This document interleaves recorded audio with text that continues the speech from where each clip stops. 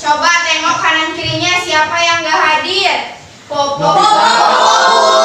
Kenapa? Izin. Semoga di pembelajaran berikutnya Popo bisa mengikuti pembelajaran ya. Amin. Nah, sebelum pembelajaran dimulai, Ibu meminta kalian untuk berdoa terlebih dahulu.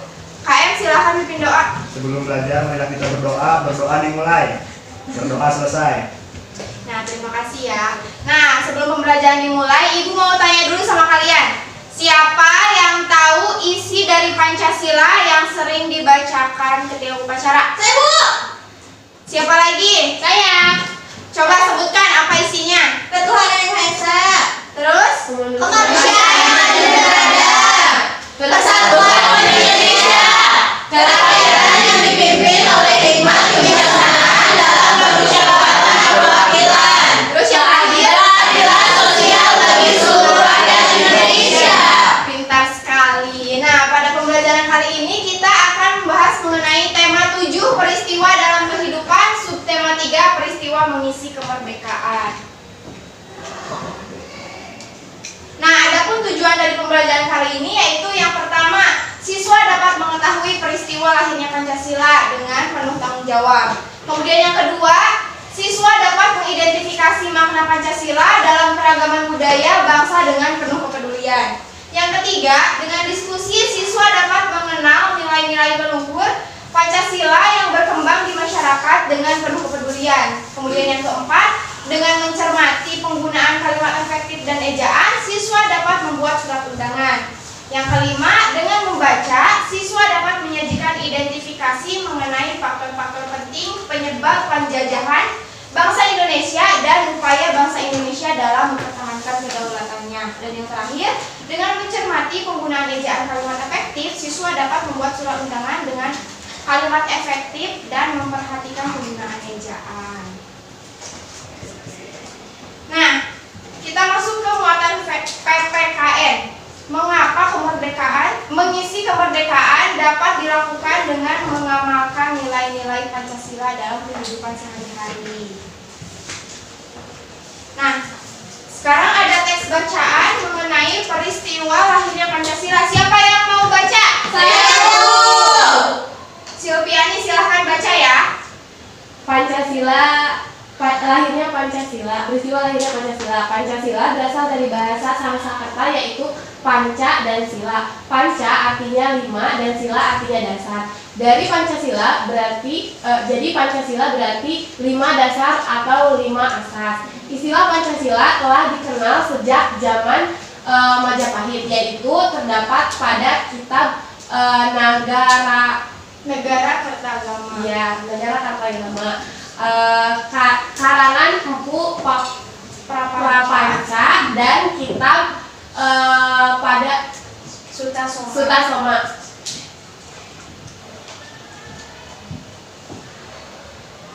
Nah, di sini ada tokoh bangsa. Ada yang tahu ini siapa?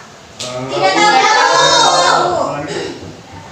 Nah, ini adalah Muhammad Yamin. Nah, Ibu bacakan saja ya. Ya, Pada tanggal 29 Mei 1945, Muhammad Yamin mengusulkan 5 dasar negara, yaitu yang pertama, peri kebangsaan, yang kedua, peri kemanusiaan, yang ketiga, peri ketuhanan, yang keempat, peri kerakyatan, dan yang kelima, kesejahteraan rakyat. Kalau ini ada yang tahu? Tidak tahu. Nah, ini tuh Profesor Dr. Andes Mr. Supomo. Nah, pada tanggal 31 Mei 1945, Profesor Dr. Andes Mr. Supomo dalam pidato singkatnya mengusulkan 5 asas. Yang pertama, persatuan. Yang kedua, kekeluargaan. Yang ketiga, keseimbangan lahir batin. Yang keempat, musyawarah. Dan yang kelima, keadilan rakyat. Kalau ini, masa nggak ada yang tahu? Insinyur Soekarno. Ya, betul sekali, ini Insinyur Soekarno. Nah, pada hari terakhir sidang BPUPKI, yaitu pada tanggal 1 Juni 1945, Insinyur Soekarno berpidato tanpa teks tentang calon rumusan dasar negara Republik Indonesia, yaitu ada 5 ya sama. Yang pertama, internasionalisme. demokrasi. Yang keempat, kesejahteraan sosial dan ketuhanan yang Maha Esa. Sampai sini paham? Paham, Bu. Ada yang mau baca? Saya, Bu. Silahkan uji. Kemudian untuk memberikan nama pada kelima dasar tersebut diusulkan istilah Pancasila. Tanggal 1 Juni 1945 dianggap sebagai hari lahirnya Pancasila sebagai dasar negara. Pada tanggal 18 Agustus 1945 disahkan Undang-Undang Dasar 1945 pada sidang panitia persiapan kemerdekaan Indonesia atau PPKI, termasuk pembukaan Undang-Undang Dasar 1945. Lanjut. Di dalam pembukaan Undang-Undang Dasar 1945 termuat isi rumusan prinsip dasar negara yang disebut Pancasila, tepatnya pada alinea 4 yang berbunyi sebagai berikut. 1. Ketuhanan yang Maha Esa. 2. Kemanusiaan yang adil dan beradab. 3. Persatuan Indonesia. 4. Kerakyatan yang dipimpin oleh 4 kebijaksanaan dalam permusyawaratan perwakilan. 5. Keadilan sosial bagi seluruh rakyat Indonesia. Ya, terima kasih Uji. Sama-sama, Bu. Nah, berarti dapat kita simpulkan ya, berarti hari lahirnya Pancasila itu diperingati pada tanggal berapa?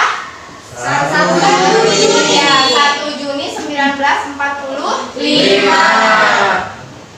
Nah, kali ini Ibu akan membagikan lembar kerja yang harus kalian kerjakan ya. Iya, Bu.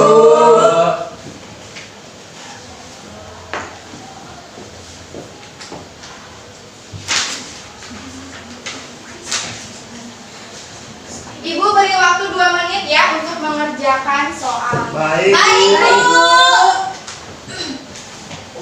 Sudah? Sudah, Bu. Silahkan tukar dengan temannya. Kita bahas sama-sama ya. Ya, Bu. Siapa sajakah tokoh yang mengusulkan calon rumusan dasar negara Indonesia? Siapa yang mau jawab? Saya, Bu.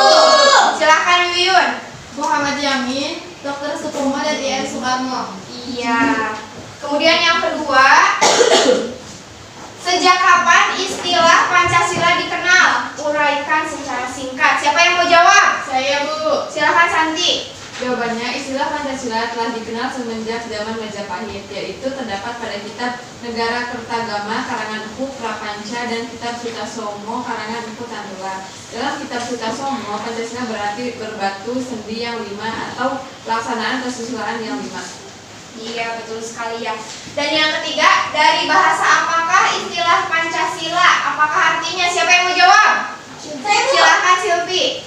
Istilah Pancasila berasal dari bahasa Sanskerta, berarti berbatu sendi yang 5 atau pelaksanaan kesusilaan yang 5. Oke, kita bahas sampai nomor 3 saja ya. Nanti sisanya Ibu periksa sendiri. Baik, Bu. Ibu ambil lagi ya. Ya, Bu. Bu.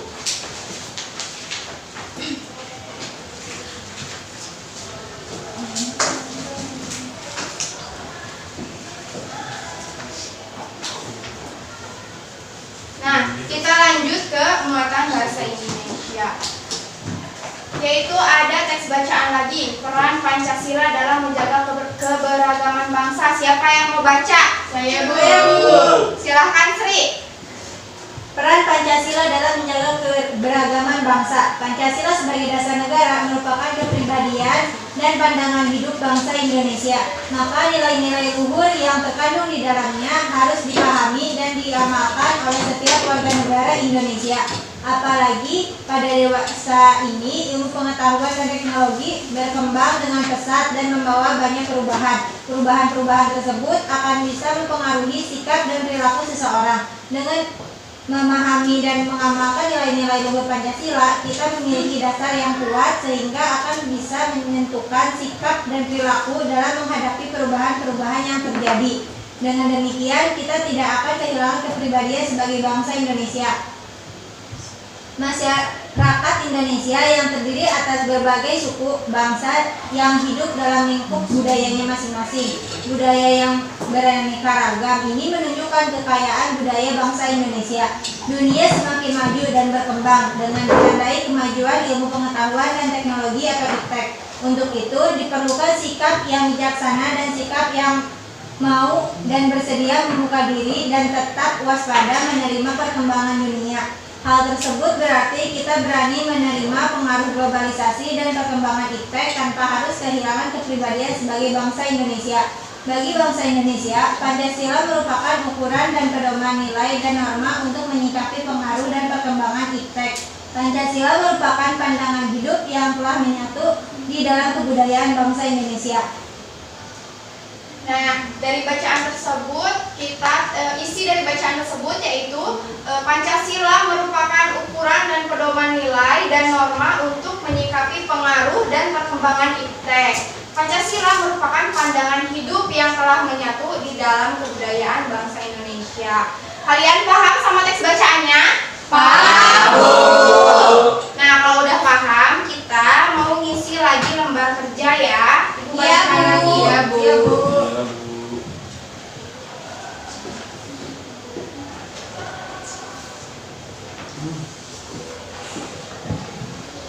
Ibu beri waktu 2 menit ya untuk mengerjakannya. Ya, Bu. Sudah? Sudah. Tukar lagi sama temennya. Kita bahas sama-sama lagi ya. Ya, Bu. Di sini ada konsep ya. Ada konsep peran Pancasila dalam keberagaman bangsa. Siapa yang mau nyebutin satu jawabannya? Saya, Bu. Saya, Bu. Silakan Susan. Kita memiliki dasar yang kuat sehingga akan bisa menentukan sikap dan perilaku dalam menghadapi perubahan-perubahan yang terjadi. Dengan demikian, kita tidak akan kehilangan kepribadian sebagai bangsa. Sudah ya. Kita bahas satu nomor saja ya. Nanti sisanya Ibu periksa sendiri. Baik. Lagi ya.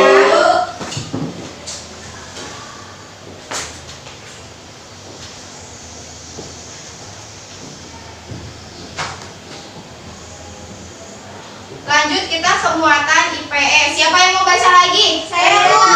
Silakan Susan. Musyawarah mufakat untuk mengatasi masalah dalam keberagaman. Desa Sukamaju mendapat dana bantuan dari pemerintah untuk perbaikan ekonomi masyarakat. Kepala desa mengadakan rapat untuk menentukan jenis bantuan yang akan diberikan kepada warga yang tidak mampu. Pak Doni dan Pak Badu bersikeras agar semua bantuan diwujudkan dalam bentuk binatang ternak, yaitu kambing dan sapi. Pak Ali mengusulkan agar bantuan yang diberikan disesuaikan dengan kemampuan dan mata pencaharian warga. Misalnya, Pak Anto sebagai peternak bebek mendapat bantuan bebek, Bu Rita penjual nasi goreng, dan Bu Parmi penjual barang kelontong mendapatkan bantuan berupa uang sebagai tambahan modal usaha. Namun, usul Pak Ali ini ditentang oleh Pak Doni dan Pak Badu karena tidak sesuai dengan pendapat mereka berdua. Nah, dalam teks bacaan tersebut membahas mengenai musyawarah mufakat. Nah, dari Desa Sukamaju sedang mengadakan rapat untuk menentukan jenis bantuan ya. Ada yang minta pendapat atau mengajukan pendapat bantuannya tersebut berbentuk binatang ternak seperti kambing dan sapi. Sudah paham mengenai teks bacaan musyawarah mufakat untuk mengatasi masalah dalam keberagaman? Paham. Kita lanjut ya. Kita isi lagi lembar kerja siswanya. Ibu bagikan lagi ya. Iya, Bu.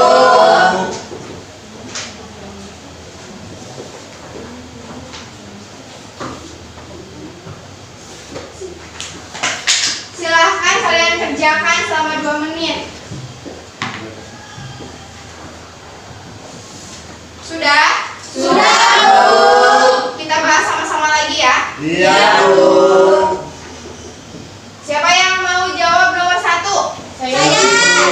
Silahkan Sri. Nomor 1 jawabannya yaitu sudah. Kepala desa mengutamakan musyawarah mufakat dengan mengadakan rapat untuk memilih jenis sumbangan yang akan diberikan kepada warga. Iya. Jawabannya sama tidak? Sama. Pintar. Kemudian yang nomor 2 siapa yang mau jawab? Saya, Bu. Silahkan Santi.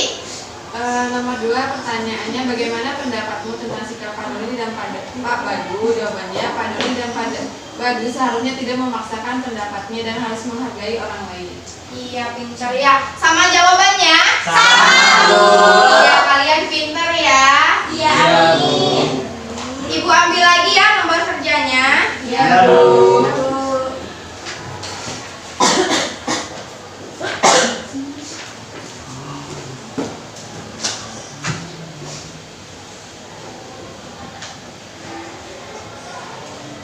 Nah, kalian ada yang dapat menyimpulkan pembelajaran kali ini telah mempelajari apa aja? Ya, Pancasila. ya, kemudian Cara mengamalkan, Bu. terus apa lagi? Musyawarah mufakat. Nah, sebelum pembelajaran ini berakhir, Ibu akan membagikan lembar evaluasi. Silahkan kalian kerjakan lagi ya. Iya, Bu.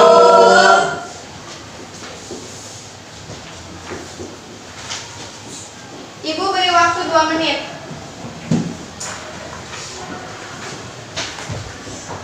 Sudah? Sudah. Tukar sama temannya lagi. Kita bahas bareng-bareng ya. Ya, Dalam lembar evaluasinya kan itu ada gambar orang yang lagi gotong royong ya. Terus ada teks bacaan mengenai nilai Pancasila. Nah, Ibu bacakan nomor 1 ya. Ya, Apa saja manfaat gotong royong? Jawabannya, manfaat gotong royong diantaranya meringankan beban pekerjaan, menumbuhkan sikap sukarela, tolong-menolong, keberagaman, menciptakan rasa kekeluargaan antar sesama anggota masyarakat, menjalin dan membina hubungan baik antara masyarakat, serta meningkatkan rasa persatuan dan kesatuan. Jawabannya ada yang salah atau ada yang sama semua? Ya. Kemudian yang kedua, bagaimana ciri masyarakat Indonesia ditunjukkan melalui kebiasaan gotong royong tersebut? Siapa yang mau jawab? Saya, Bu. Silahkan aja. Gotong royong dilakukan dengan tulus dan sukarela untuk saling membantu satu sama lain dan lebih mengutamakan kepentingan bersama. Iya. Ada yang sama jawabannya? Iya, kita bahas 2 saja ya. Nanti sisanya Ibu periksa sendiri. Iya, Bu.